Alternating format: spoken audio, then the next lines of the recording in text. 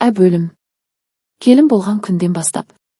Айсәуле есікті аттаған сәтте-ақ өзінің денесі енді біреудің меншігіне айналғанын сезді. Ауылдың салқын желі мойнынан сипап өтсе де, ішінде бір ыстық толқын көтерілді.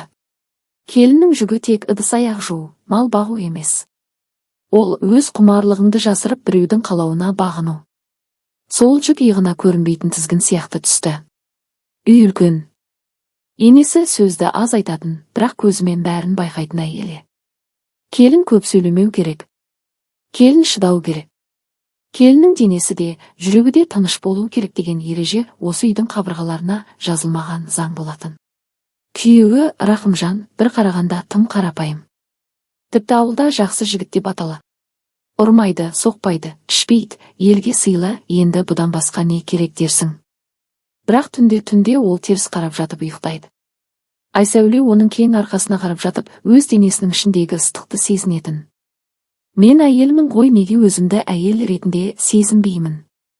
Неге бұл дене осылай жалындап тұр, бірақ ешкім оны сөндірмейді деп ойлайтын. Бірақ мұндай сұрақтарды ауылда дауыстап айтпайды, айтуға да батылы бармайды, себебі ұят деген бар. Тек іште, қараңғыда, саусақтары көрпені қысып өзін-өзі тыныштандыруға тырысады. Бөлім. Қайны басқаша еркек.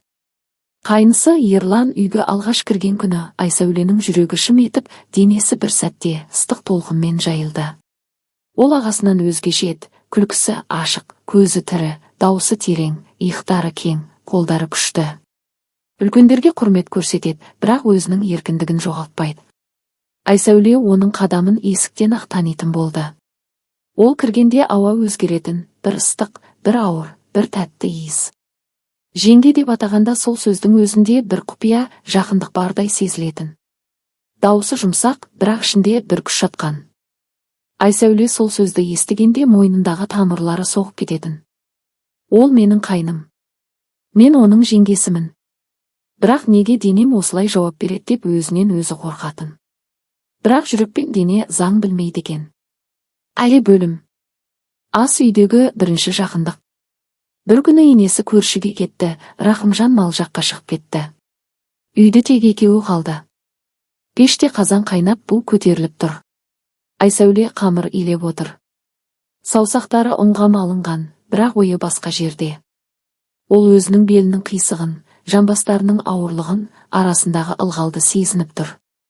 Тез бітсе екен деп ойлайды, бірақ жүрегі керісінше, ол келсе екен деп сыбырлайды. Ерлан босағада тұр.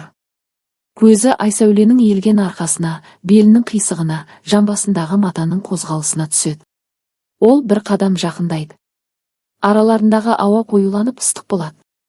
Айсәуле арқасымен оның жақындағанын сезеді, денесі шымырлап, мойны қызарып кетеді. Жеңге деді Ерлан ақырын, дауысы терең, ыстық. Айсәуленің жүрегі селт етті. Саусақтары қамырда тоқтап қалды. Иә, деді ол артына қарамай, дауысы дірілдеп. Ерлан тағы бір қадам жақындады. Енді араларында небәрі жарты метр. Оның ыстық демі Айсәуленің мойнына тиеді. Ол қозғалмады, бірақ денесі қатайып, шалбарының алды кернеп тұрғанын сезді. Шаршап жүрсіз ғой, көңілсіз болып жүрсіз, деді ол. Дауысы жұмсақ, бірақ ішінде бір құмарлық бар. Қолы созылып Айсәуленің беліне әрең тиеді, тек саусақ ұшымен жеңіл ғана. Бірақ сол тиісудің өзі Айсәуленің бүкіл денесін ток соққандай етті. Айсәуле демін ішіне тартып қозғалмады. Қолын тартып алсын. Қолын тартып алсын. Деп ойлады, бірақ жүрегі тартпасын, жақындасын. Деп жалынды. Ерланның саусақтары белінде бір сәт тұрып, содан кейін баяу төмен сырғыды, жамбастың басына дейін. Айсәуле көзін жұмып, ернін тістеді. Денесі дірілдеп тұр. Екеуі де сөйлемеді.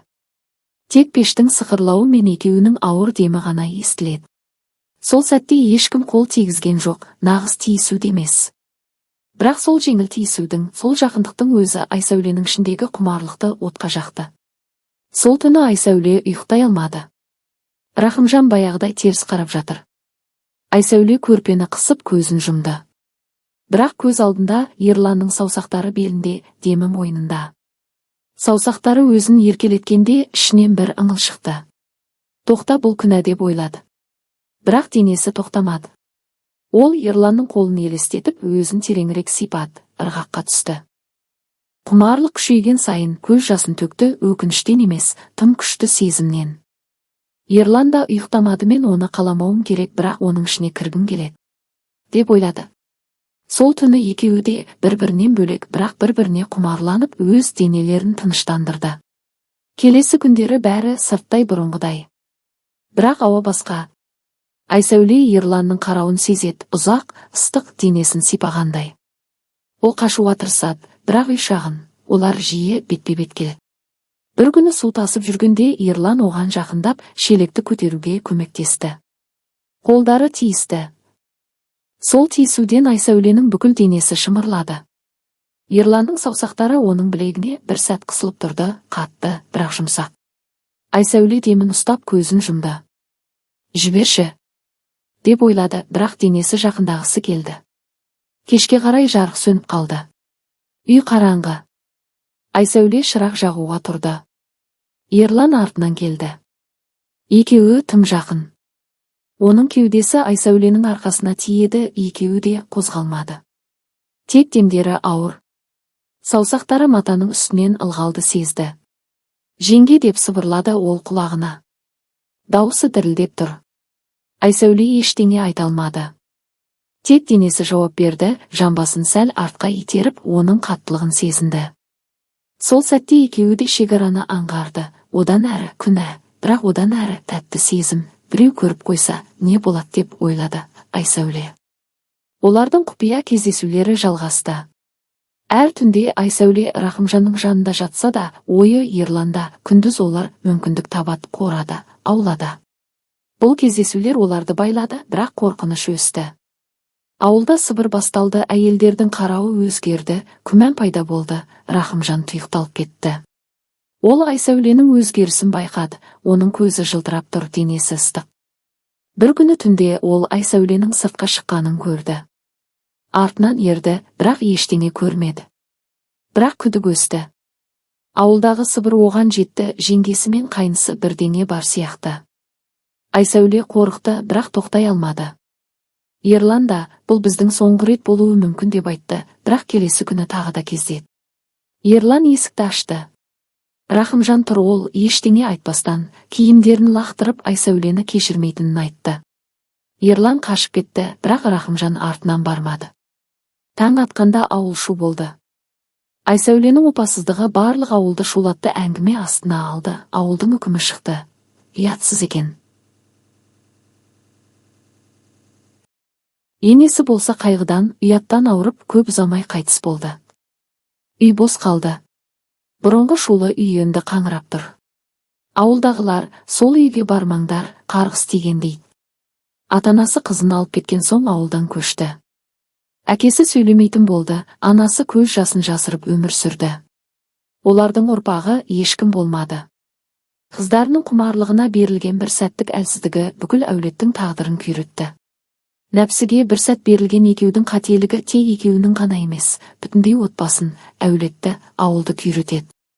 Бір түнгі құмарлықтың артында қалған отбасы жоқ әйел, қашып жүрген қайны, қайғыдан қайтқан ене, сөйлемейтін әке, көз жасымен өмір сүрген ана, бос қалған үй, ұрпақсыз әулет. Құмарлық тәтті болады, бірақ оның соңы аш екенін ұмытпау керек.